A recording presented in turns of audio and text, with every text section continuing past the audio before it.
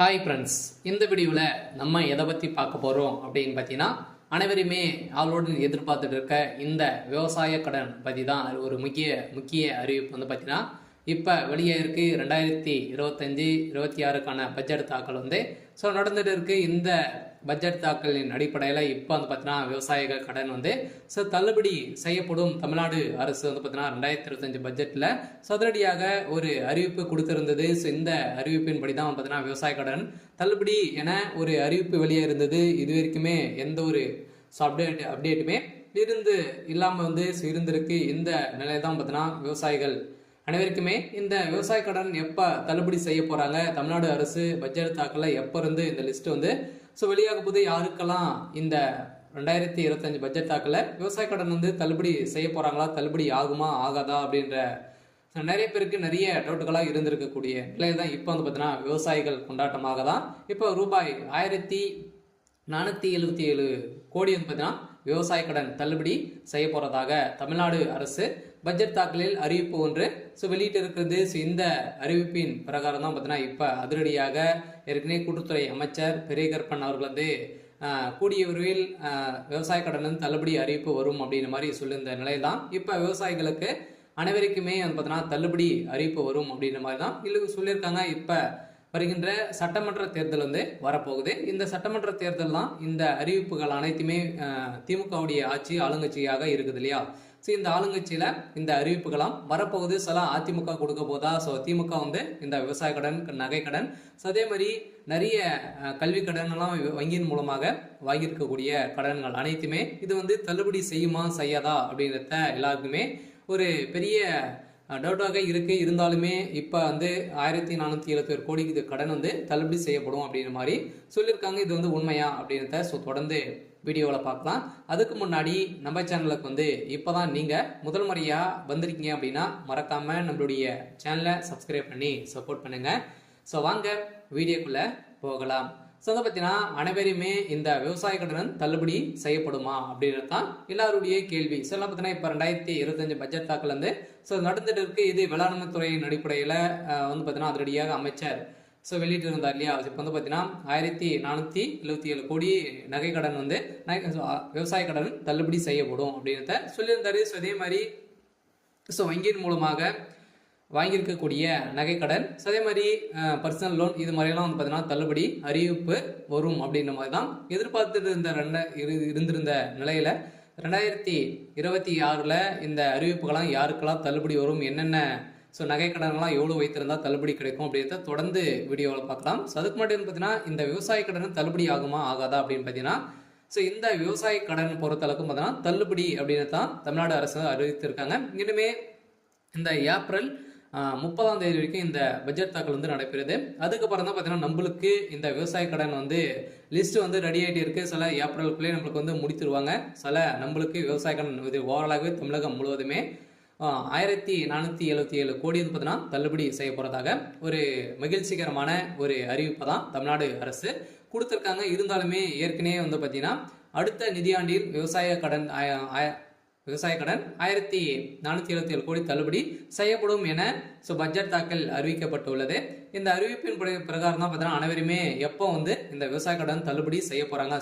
ஏற்கனவே பார்த்தீங்கன்னா ஏழை எளிய மக்கள் தான் அனைவருமே இந்த பயிர்க்கடன் வந்து வாங்கியிருக்காங்க. விவசாய கடனும் விவசாயிகளுக்காக அனைவருமே வாங்கி பயன்பெற்று இருக்காங்க. இருந்தாலும் ஒரு சில பேரெல்லாம் இதில் வந்து திரும்பி செலுத்த முடியாத ஒரு நிலையெல்லாம் வந்து இருக்கு. இவங்களுக்காக தான் பார்த்தீங்கன்னா சிறு குறு விவசாயிகள் வந்து நடுத்தர மக்களுக்கெல்லாம் இந்த விவசாய கடன் தள்ளுபடி அறிவிப்பு வரும். அதே மாதிரி நகை கடன் வருமா அப்படின்னு பார்த்தீங்கன்னா நகை கடனும் வரதுக்கான வாய்ப்புகள் இருக்கு. நீங்கள் ஒரு 5 பவுனுக்குள்ள நீங்கள் வந்து வைத்திருந்தீங்க அப்படின்னா கட்டாயமாக உங்களுக்கும் இந்த நகைக்கடன் அறிவிப்பும் தள்ளுபடி அறிவிப்பு வரும்.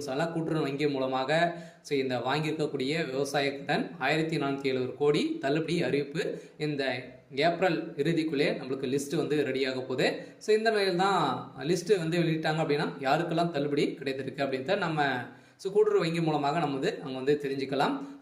அவங்களுக்கெல்லாம் தள்ளுபடி வரும். பார்த்தீங்கன்னா நீங்கள் 5 ஏக்கராக்குள்ள 10 லட்சத்துக்குள்ள நீங்கள் வந்து வாங்கியிருந்தாலே உங்களுக்கெல்லாம் தள்ளுபடி கொடுக்கப்படும் அப்படின்றத தமிழ்நாடு அரசு இப்போ வந்து பார்த்தீங்கன்னா 2025க்கான பட்ஜெட் தாக்கல அறிவிப்பு கொடுத்துட்டாங்க.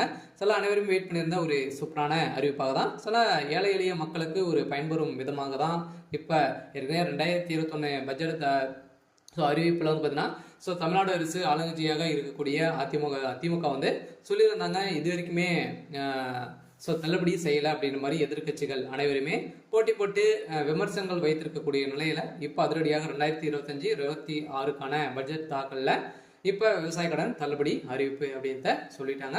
சில ஏற்கனவே எம்ஆர்கே பன்னீர்செல்வம் வந்து பார்த்தீங்கன்னா சொல்லிட்டார் இல்லையா. ஸோ பட்ஜெட் உரையில் பேசிய அமைச்சர் எம்ஆர்கே பன்னீர்செல்வம் 2020 ஆண்டு அறிவிக்கப்பட்ட விவசாய கடன் தள்ளுபடி திட்டத்தை செயல்படுத்தும் பொருட்டு மொத்த பயிர்க்கடன் தள்ளுபடியான ஸோ 12,110 கோடியே 74 லட்சம் ரூபாய் என்பதன தற்போது வரை ஸோ 10,346 கோடி ரூபாய் தள்ளுபடி செய்யப்பட்டுள்ளது. அதற்கான வட்டியை 1,816 கோடியே 90 லட்சம் ரூபாய் என்பதான தமிழ்நாடு அரசால் வழங்கப்பட்டிருக்கு.